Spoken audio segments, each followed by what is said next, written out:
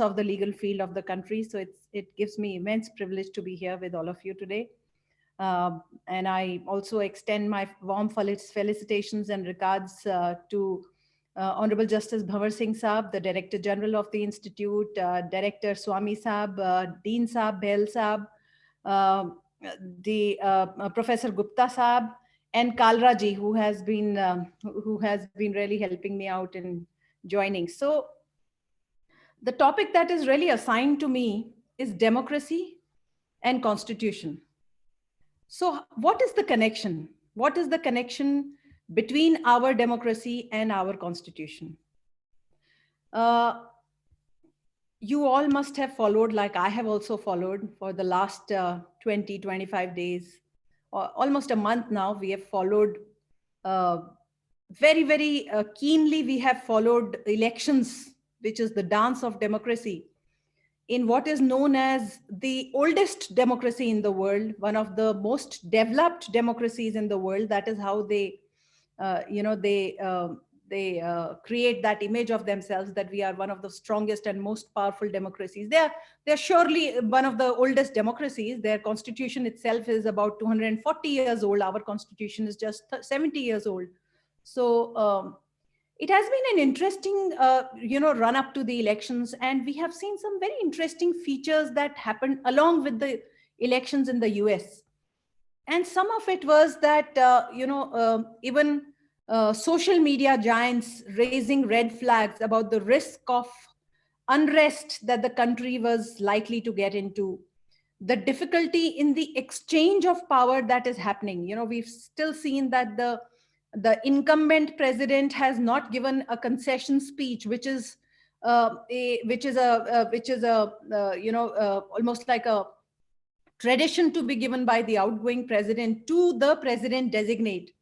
And every day we are seeing that some form of other challenges being mounted to the democratic process, recounting, etc. All that is happening despite a very, very clear majority. And now let me bring you closer home. That is this is an example of a democracy which is supposed to be the democracy that the whole world is supposed to look at and emulate. They're supposed to be on top of the pyramid there. Supposed to be. I don't necessarily subscribe to it. Now let me bring you closer to home.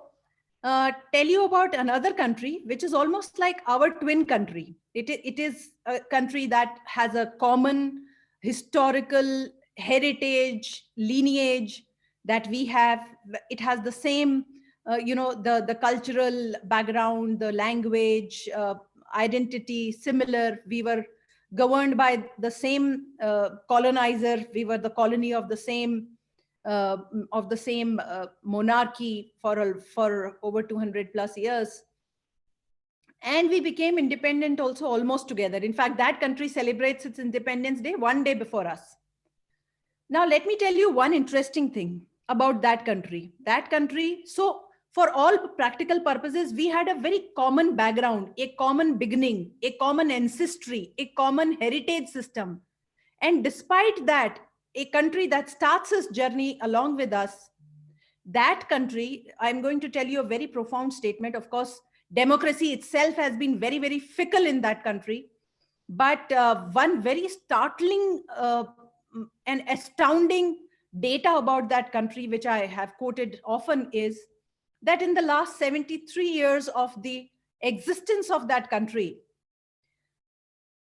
please pay attention to this statement. Not even a single head of the state who was elected in office, not even a single head of the state who was elected in office has been removed by an election. Now, this is something that we take so much for granted. I mean, in our country, every 5 years, there is change of government, anti-incumbency in states, the same cycle follows. And increasingly, we see that there is exchange of power between people who are, who staunchly opposed in principles, in their ideals, in what they promise, what is their manifestos, everything. They are so completely, different ends of the spectrum. But election happens. The outgoing chief minister, prime minister, governor, all heads of states, heads of the country, The outgoing going person brings a bouquet of flowers. Incoming person brings a bouquet of flowers. There's a very nice exchange of bouquet of flowers. We see lovely pictures coming out in the media. We don't even bat an eyelid because it does not occur to us that this is significant. This becomes significant when we realize how it is in our neighboring country, that in the last 73 years, not even one head of the state who was elected to office has been removed by election. They have been either removed by coup, by an armed rebellion, murdered in office, shut out by a army-based SIT. That happened with Nawaz Sharif. So the dubious distinction of that country, which shares so much with us in terms of background, when we do this comparison, then it opens our eyes. What is so special about us? Why India is succeeding as an experiment, as a country that has come together. Now, India also, for India to succeed, we must also bear in mind another very interesting statistics. When India became a democratic republic country, of course, we became a republic 70 years back, but when our constitution was adopted, and we became a free country in 1947, so 73 years back. In this entire period, India has seen the journey that the country has taken through its constitutional principles. But even when India came together, for the first time, in fact, for any time ever in the history of the world, for the first time, and also never after, never before, never after, has 1/6 of the population of the world come together to form a free democratic country. Now, India was a country with thousands of years of civilization, culture, heritage. The background that we had was incredible. But we were also, being born as a democratic country together, as a nationalist country together, for the first time. And look at our structure. What are we? We are such an amalgamation, so much of diversity, in languages, in the gods that we worship, what we eat, what we wear, how we, go about our life in our day-to-day lives. There is so much of diversity that actually, if you were to look around in the world, leave aside any other country, there is no country that can actually compare to India, because no other country in the world has this kind of disparity. I wouldn't call it disparity, diversity. No other country has this kind of pluralism, this kind of diversity. In fact, no other continent in the world has this kind of diversity. And for this kind of diversity, for 1/6 of all humanity to come together and succeed as a democratic country where democracy, I'm not trying to say that, everything is hunky-dory and we have no scope of improvement in our democracy. No, we have a long way to go. But we have to realize how far we've come, how beautiful our journey has been. What a wonderful story it is when we talk about the story of India. When we talk about the story of young democratic republic India, what all it has taken for this country to come this far, and compare it with the stories of nations around us. Democracy anyways, democratic nations, we are the largest democracy in sheer numbers. We are going to be the youngest democracy, in fact, the youngest nation for the next 30, 40 years. So we are also a country that holds the promise for the future. So what is the role that our constitution has played in this? Now, bringing you back to India. The reason I strongly believe, as a student of law who has practiced law for 2.5 decades now, and prides herself in somebody who is in love with law. I mean, constitution is something that I am in love with. I think that the more I read about it, the more I learn about it. Every time I pick up the article again, and I do go back to the book of the Constitution, it's almost always on in my hands reach. It's wonderful to see that. And when you make those comparisons and, read the commentaries of some legal doyens, and you absorb more out of it, then you realize what a beautiful journey it has been. And let me tell you some of the things about this journey that have been most striking for me, and how our constitution has been a lighthouse for our democracy.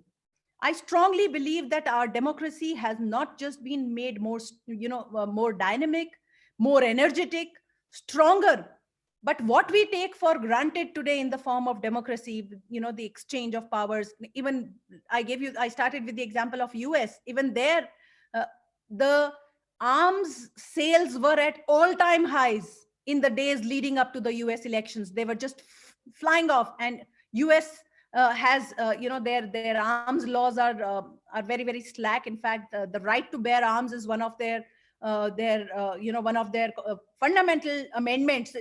It's an amendment that was included in the US Constitution, and it's one of the fundamental rights that they enjoy. So arms are available in Walmarts, in big stores, and they were flying off the shelves just on the days leading up to the election, because there was a huge unrest, turmoil, civil strife that was it is still predicated. People are still apprehending that it might happen, because the exchange of power is not happening smoothly that it was anticipated. But having said that, uh, we now count our blessings and let's see how our journey has been. Uh, when we started our journey as a republic, that is 70 years back, in our constitution got written between 1947 to 1949. 26th December, 26th November 1950, just 2-3 days from today, is the day that we celebrate our Constitution Day, because that is the day on which our constituent fathers, our constituent assembly, gave the constitution to the country. It was adopted ultimately on 26th January. That is when we became republic. That's why we have the Republic Day. But the importance of our constitution, I must recommend to all of you, please go to the Library of the Parliament. There is a helium gas box in which helium gas is kept, and in that the original copy of the constitution is kept. And I will recommend to all of you to go have a look at that. And till you go there, of course it's pandemic time, so I wouldn't recommend you to go there now, but please look at the original copy of the constitution on the Google. You will realize that original constitution is not this, this printed and typed copy of the constitution. It is written in beautiful calligraphy. It is decorated by Nandlal Bose ji and his disciples in Shantivan in Calcutta. And it is an amalgamation of though we were being born as a young nation, young democracy, but we did not get rid of or shed our culture, our heritage that we were so rich with.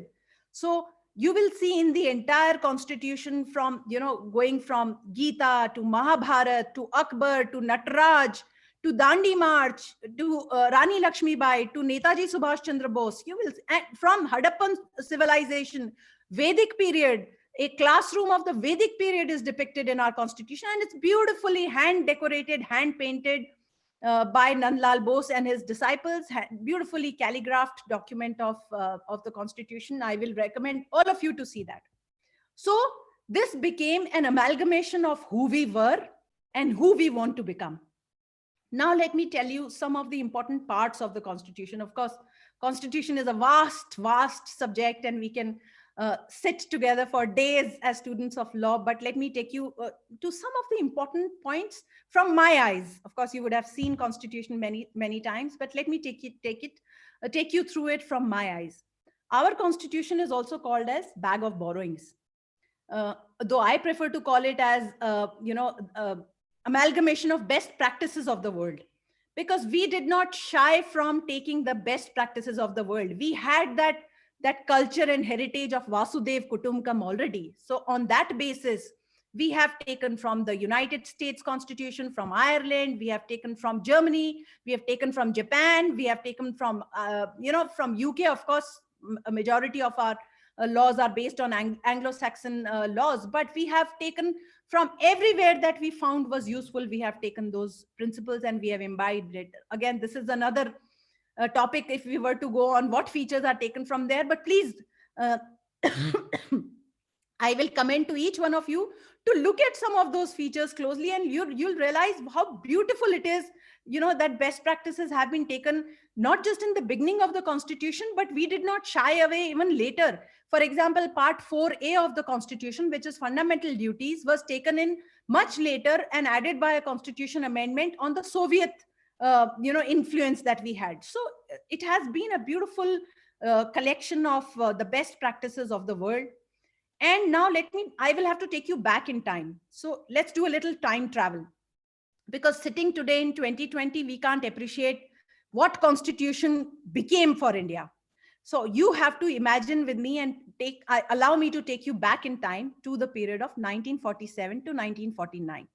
Now, this is a period when a large part of the world is still colonized by different powers, who are imperial powers, who have still colonized their countries. Democracies are still toying with the idea of self-governance, people's governance, and it's still an experimental basis. The new world order is emerging. The world is stabilizing after the Second World War.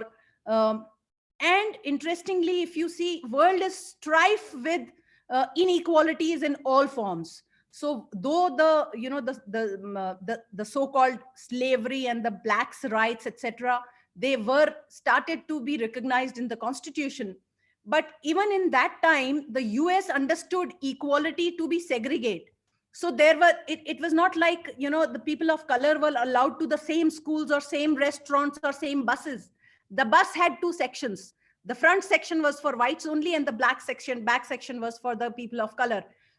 If you will see some of the pictures of that time and some of the movements that went on from at that time, in workplaces, there were separate washrooms that were for people of color and white people. Coffee mugs were different for people of color, white people. Restaurants, so they said, oh, it's equal. We are allowing them in the restaurant, but separate portions of the restaurant. This portion, so segregate was equal enough, even in US. Then world over, on women's rights, world still did not understand gender equality the way we understand it and cherish it today. The world was grappling with the issues of gender equality. So 1/2 of the population of the world was not enfranchised. In US has this year celebrated the centenary of its 19th Amendment, which allowed women right to vote. And that was just the beginning, mind you. 100 years back, not all women in US got the right to vote. It took several years, in fact, up to the decades of 60s, for all states to ratify it and give women right to vote. Women of all color, all shapes and size, and all backgrounds, ethnicities, etc. Otherwise, women were not included.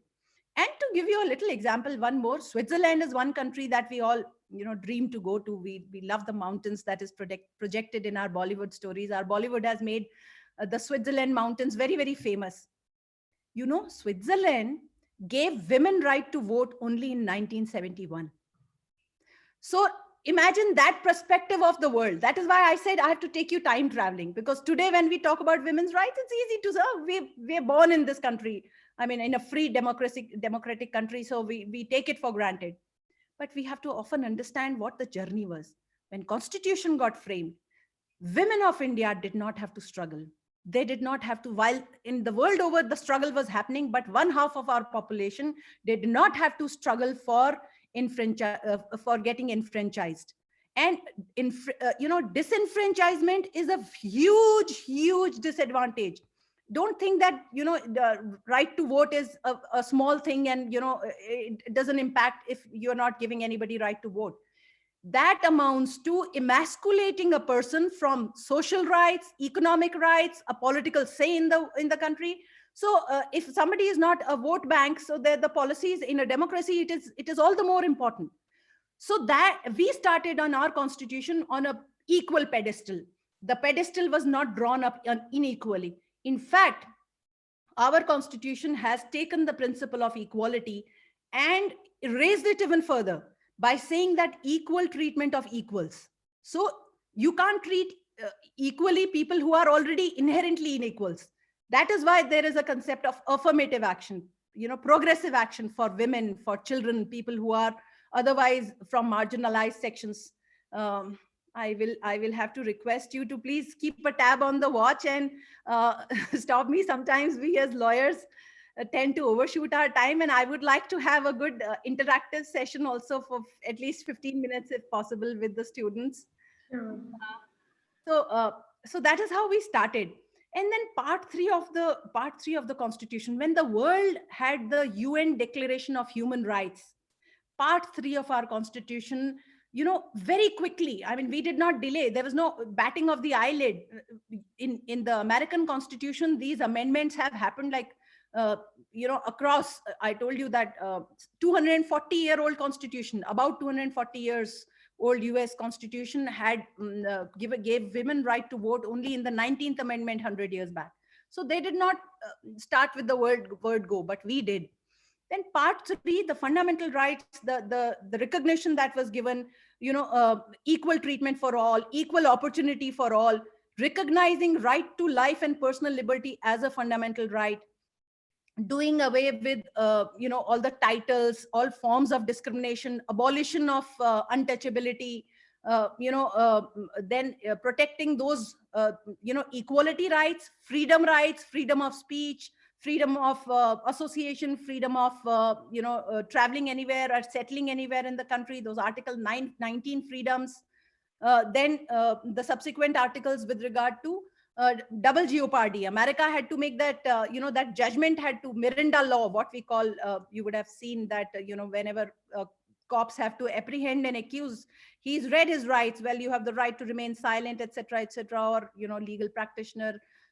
Self culpability is a fundamental right which is already available in our constitution. So that was very important and ingrained in the constitution itself. Then our minority rights, our religious rights, allowing everyone to follow. UK is not a secular country, though they claim themselves to be. But in UK, the state has a religion, and that is Christianity. Christianity is the religion of the state. But in India, the state does not have any religion, and it has equal protection for all religions. Again, equality of treatment, so equal treatment of equals. So they have taken the position of affirmative action by granting extra rights to minorities, that they can run educational institutions, language, culture institutions, etc., for promoting, professing, propagating. And it is all in keeping with the ethos, the traditions that India had. Whole lot of hue and cry is being made about how intolerant India is becoming. But I will still urge you to look at what a beautiful heritage we have had. How our constitution has allowed that beautiful heritage to continue. Out of out of the 6 or 7 major religions of the world, at least 4 or 5 have originated in India. India even today has people of all religious backgrounds, no matter who they worship. We live together under the same constitution, under the same umbrella. And let me give you one more very startling example, which I find is very, very exciting. Do you know of any other country in the world where a government in exile runs for the last 60, 70 years, 50, 60 years? At least since 1962, when Tibet was occupied by China, there is a government in exile running in our country. And it is our constitutional philosophy, our constitutional ethos, our heritage, our culture that has allowed that to flourish. Even US, the president's administration has recognized for the first time, just 2-3 days back, it was in news that for the first time they have recognized the prime minister of the government in exile of Tibet. But I, for one, do not know of any other country in which a government of another country is running in exile. So no matter what, social media sometimes throws at us in forms of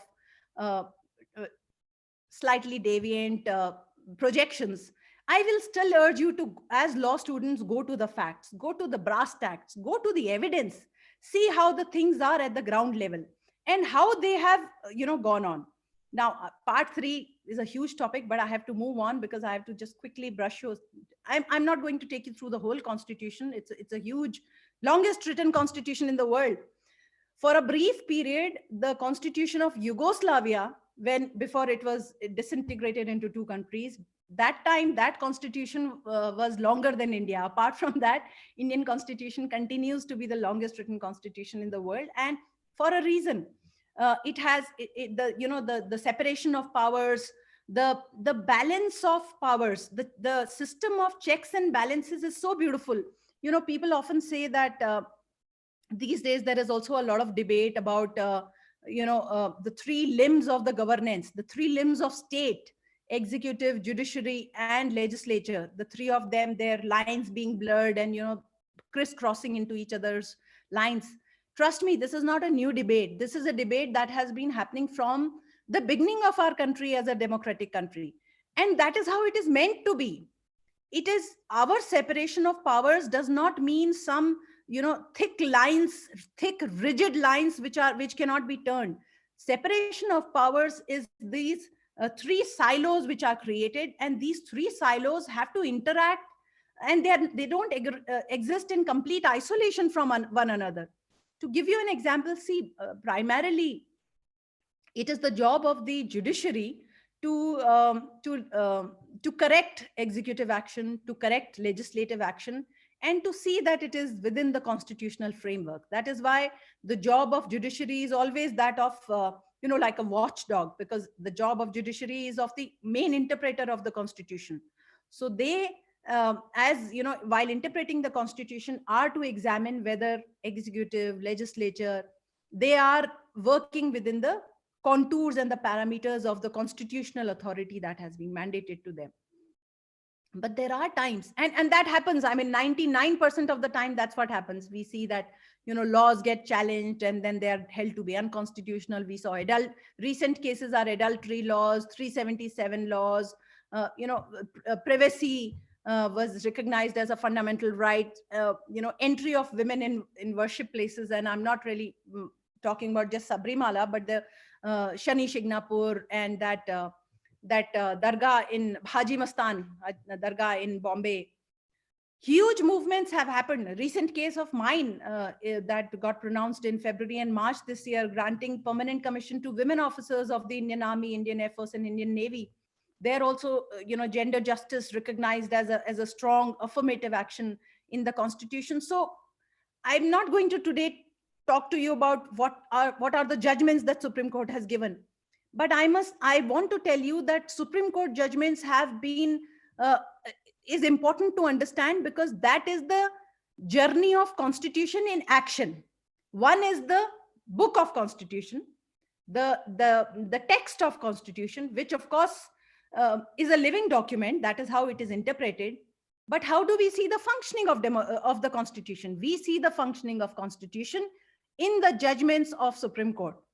And then we see that, right to life does not mean just a mere animal existence. The Supreme Court has interpreted it as right to life includes living with all the dignity of a human being. It includes in its pair all the aspects of a clean environment, pollution-free air, water, education, right to travel. Procedure established by law has to be fair, just, reasonable. Too many. Article 21 jurisprudence is huge. And we have seen that Supreme Court has expanded it from time to time. PIL is one thing that, we often don't give enough credit to. But in the decades of late 60s and early 70s, when public interest litigation jurisprudence was developed for the first time in India.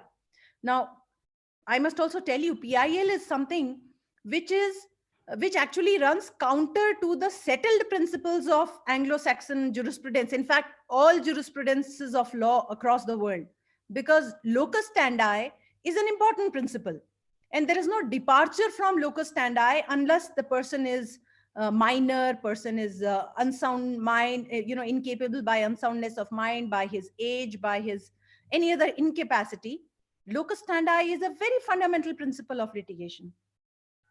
But we see that in India, in the decades of late 60s and early 70s, when legal aid was not really part of the constitutional and statutory protection and mechanism that was available, access to justice was very, very important. And that access to justice would not have happened if if public interest litigation was not coined, so that got involved.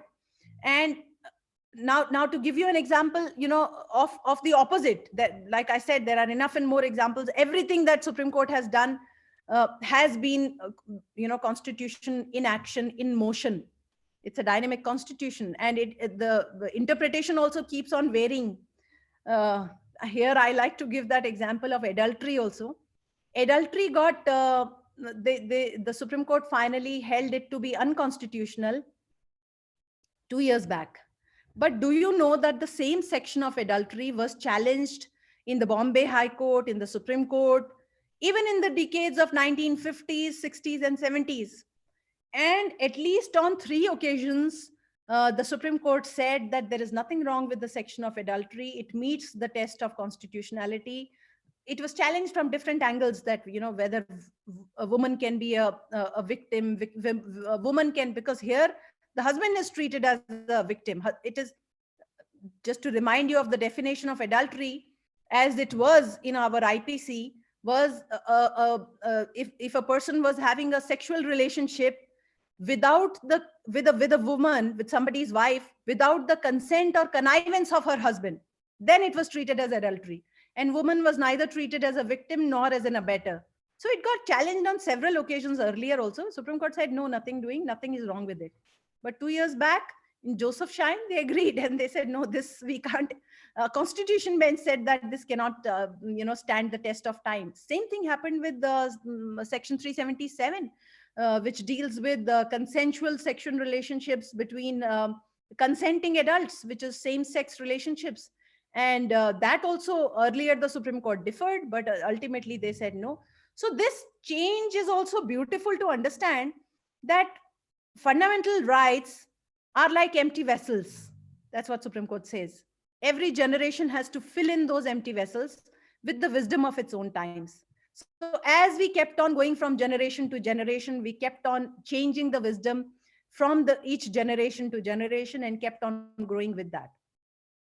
Now, to give you another example, there is one case of ADM Jabalpur, which is known as one of the darkest hours of the Supreme Court. This was in the era of emergency, when fundamental rights, all of them, including right to life, Article 21, right to life itself, was suspended by a proclamation soon after the emergency. And this was challenged in courts.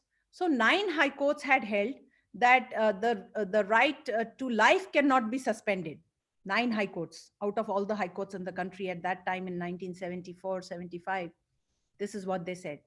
But Supreme Court, in a constitution bench consisting of very, very highly learned and academic judges, said in ADM Jabalpur's case that right to life can be suspended. And that is how emergency became so draconian, because people were picked up from their homes, from their offices, from restaurants, from roadsides, without any justification, without any reason, without any ground, and they did not have to justify it anywhere.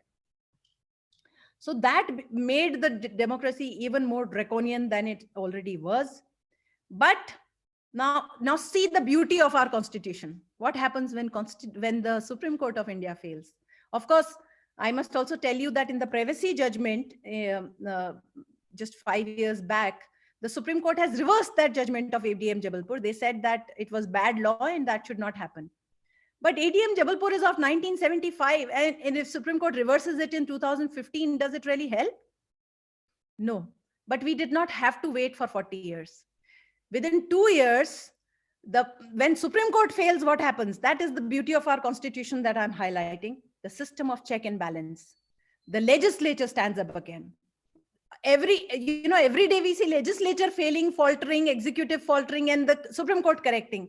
But when Supreme Court falters, the legislature stood up again, and legislature passed the 42nd Constitution Amendment in 1977 and made right to life inviolable, which can never be suspended. So hopefully we will never have an emergency again. We've never seen one for the last 45, 50 years. But even if there is one, it will not be as draconian, because right to life will continue to be inviolable and incapable of being suspended. So this is the beauty of, the constitution at play. And this is the robustness of the system, the dynamic system that it has protected. I am also tempted to give you one example of China. China also has a constitution. China also has a system of separation of powers. They very proudly proclaim that we have separation of powers. But how is their separation of powers understood? Their separation of powers is understood as one mother and three sons. The three sons are legislature, executive, and judiciary. And the mother is the Communist Party of China. So everything falls into that one umbrella. It's almost like a facade that is created in the name of separation of powers, and then they still call it separation of powers.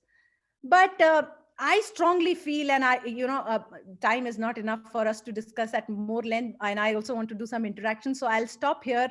But I want to conclude by telling you that please look at this journey of the Indian Constitution of India for the last 73 years, 74 years, and compare it with some of the democracies and non-democracies around us. And you will realize that it is probably, and my strong belief is, it is the Constitution of India which has set us apart, which has guided our democracy like a lighthouse, which has allowed us to, to take so much for granted that we don't even realize that what comes so easily to us is such a struggle for world people around the world, uh, and we do have our set of problems. I'm not for a minute saying that I want to paint only a rosy picture. We have a long way to go. But then I am certain, and I have no doubt in my mind, that our constitutional principles, our ethos, our constitutional morality will continue to guide us in a manner so that we can take, India to the next century and be, have the rightful place that should be ours, and be, be an integral part of the world community, and an effective member of the world community and contributor of the world community that we all should be. Thank you very much. Thank you, ma'am, for your powerful discourse and insightful understanding on the Indian Constitution. Now, as you said, we can take some questions from the audience. So I think we have a first question here. First question, ma'am. The thing is that what is your advice on the students? Shri Durga, before that, let me also tell that Honorable Justice Bhamar Singh ji is with us. We also welcome our DG sir. Please welcome, sir. Thank you. Yes, sir. Justice Bhamar Singh sir is our mentor, and he is the Director General of DMV. We welcome you, sir, for the event.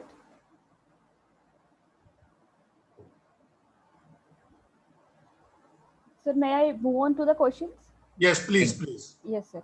So the first question from the audience is that, ma'am, they would like to know the challenges or the, as a woman, that you had in reaching such heights in this profession at this young age. And what is your advice on the aspiring young women lawyers who are in this profession? Ma'am, can you unmute yourself, ma'am?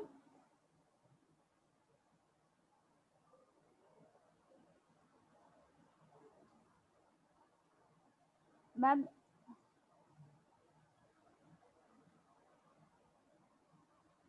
you are not audible, ma'am. You have to unmute me. Okay, all right. Sorry. I think you have not allowed. I had muted myself after speaking, but you did. I think it was not allowing me to unmute myself. Sure.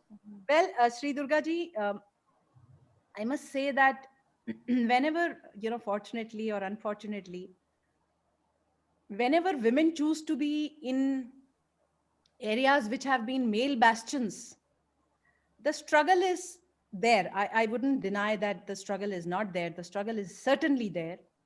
But the struggle is not because, not because the system wants to make it harder for you, or your colleagues want to make it harder for you. The struggle is because of what our culture is, how our families are, how our society is.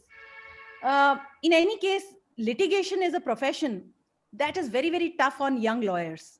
I mean, it's not about men and women. It's not about girls or boys. It's tough on everyone. It's not a profession that is like instant coffee, instant noodles that you can cook quickly. I often compare it with, like if you want to make dal chawal, that also will happen quickly. But if you want to make chappan bhog, that takes time. So litigation is a profession that is like chappan bhog. It takes time. And on top of that, as a young lawyer, anyways, you have it difficult. On top of that, if you are a woman, that means you have to, the society does not expect you to be a breadwinner, does not promote you to be a breadwinner. Many times daughters are not allowed the freedom, and their wings are clipped at homes by parents, by their own family members. They are not given the educational, and the experiential wherewithal to go out in the professional field, because profession, the standard is not going to be lowered for you because you are a woman. It's like an obstacle course that you are running. Nobody is going to lower the wall that you have to jump, or reduce the loops that you have to go through. You have to be good enough. If you have to be there, then you have to be good enough. So you have to be strengthened enough from home. Secondly, the support from your family, even when you are in the profession, because often our biological journeys become a hindrance in our professional journeys. It is around the same time that women choose to, men and women all, I mean, that's the time that you enter into families, you enter into motherhood. And somehow the society does not still expect the fathers to play a proactive role, or even a complementary role. It is all left up to the women to take those roles. So that becomes very problematic, because your clients will not understand that you're pregnant. They don't want a lawyer who is not, who's not available, or who can't give in her 100%. They want a lawyer. In India, litigation is not luxury litigation. People come to litigation as a last resort. And if they are coming to the court for a last resort for something that is very important in their lives, otherwise they'll not come to court. ये कोई छोटी मोटी बात नहीं है, बहुत बड़ी बात है कोर्ट में आने का डिसीजन लेना. And if they are coming there, they want to have the best lawyer that they can afford. And they don't want to have women lawyers who would pay more attention to their homes, to their families. And if you ask any mother, she will never put her profession above her child. So it becomes almost like, it becomes that dilemma, whether you choose to be a mother or you choose to be a professional. Why should this question be there? I mean, how come men never have to face this question, whether you choose to have a profession or you choose to have a family, or you give up one at the expense of other? These are still questions that we have to grapple with. Ab dekho, understand this, that none of these questions have any implication on the workplace. Workplace is not forcing you to have these questions, but it's families, societies, background, the cultural setup, the patriarchal, stereotypical setup that pushes you to do this. But having said that, let me also tell you, there is nothing that cannot take you further if you are yourself determined that you want to make your journey possible. And if you want to make your journey possible, it's that karat abhyas ke jadmati hot sujan rasri avat jaat ke sil par karat insan. So between the battle of the stream and the rock, the stream always wins, but not by its strength, by its perseverance. So you have to stay at it. And if you stay at it, let me tell you, when I became a law officer 5 months back, I was appointed as additional Solicitor General. I had to give up all my private clients. I had to tell them, sorry, I won't be able to do your matters. And my private clients, I was so, pleasantly delighted about this. My clients told me, Madam, can you suggest another woman lawyer? We feel that women lawyers are more diligent and more sincere about their briefs, because they're very fierce fighters. Now, initial days, the same clients would tell me, ye to ladki hai, ye kya karegi? And the same clients, once they saw that I was there to, in thoroughly professional manner, I was doing my job. I was sometimes called Durga. I was sometimes called Bhagwati. I was sometimes called. So it's an interesting journey. It is a beautiful journey. Just stay at it. If you stay your course, if you stay true to your profession, if you stay honest to your profession, then the whole profession will help you. Judges help you. they will not lower the bar, but they will appreciate you a little more. They recognize that your struggle is a little extra struggle. You probably have, you know, done a lot at home before coming to the court and attending to matters. Your colleagues appreciate better, your clients appreciate better. So it turns around very quickly. Initial years are tough, but then it turns around. And then women, I feel, because there are less women, the visibility is higher. Yes, ma'am. One more question from the audience side. That is, they are saying that these days we are seeing a lot of sedition cases being filed. So, is there a threat to democracy if you see the number of sedition cases being filed?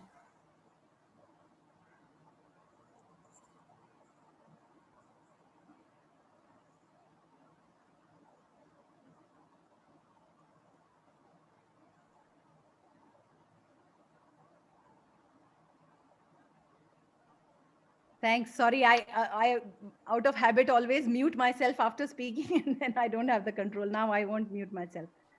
See, this is also nothing new. Sedition cases have been going on for a long time. This is a part of the colonial heritage that we have. This has been an offense in the IPC that was made by Macaulay in 1860, and it has stayed forever. Of course, in current times, the focus is more on, in such cases, they get more highlighted also because there is a, there is an increased scrutiny for all cases which are in any way running counter to the freedoms, especially the freedom of speech and expression. That is one freedom that we cherish a lot.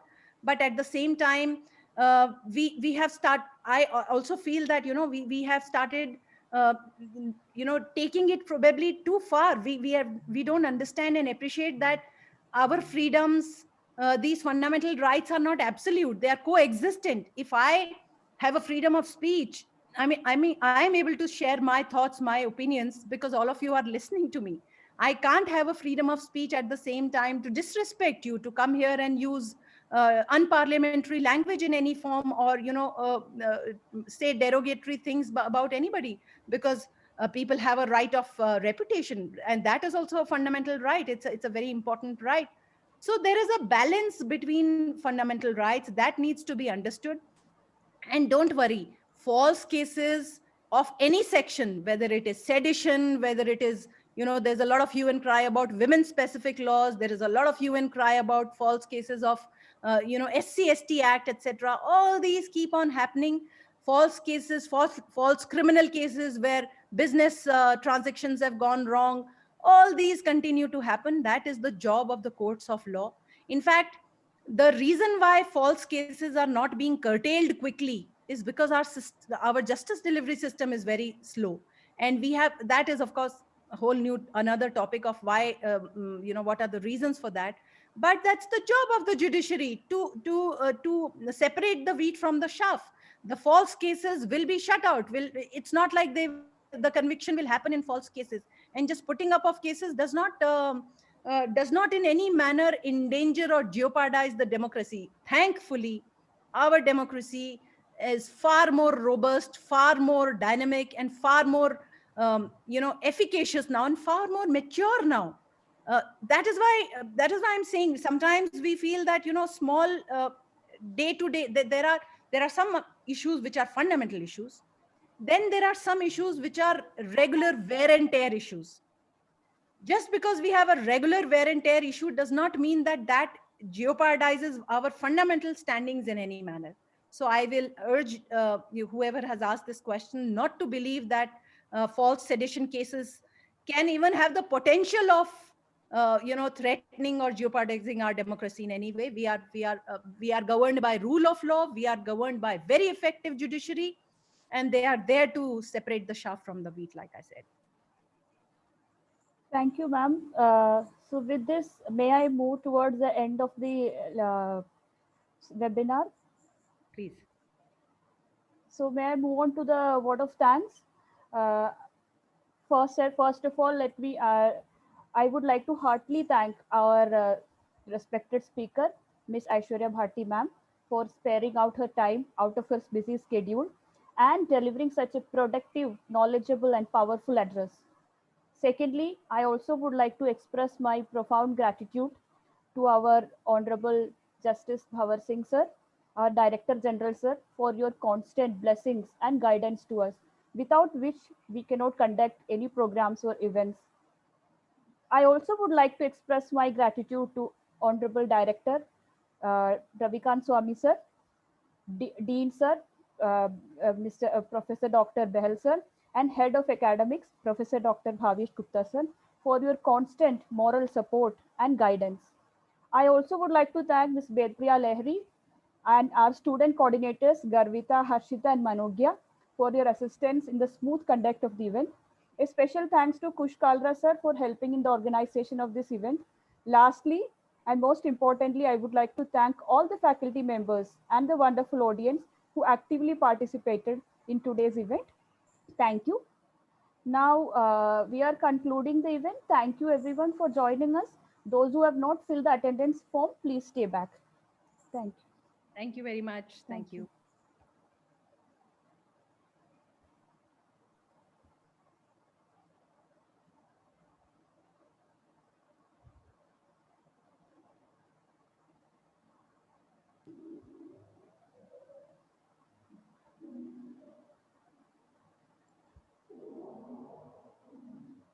Ma'am, you can stop the recording.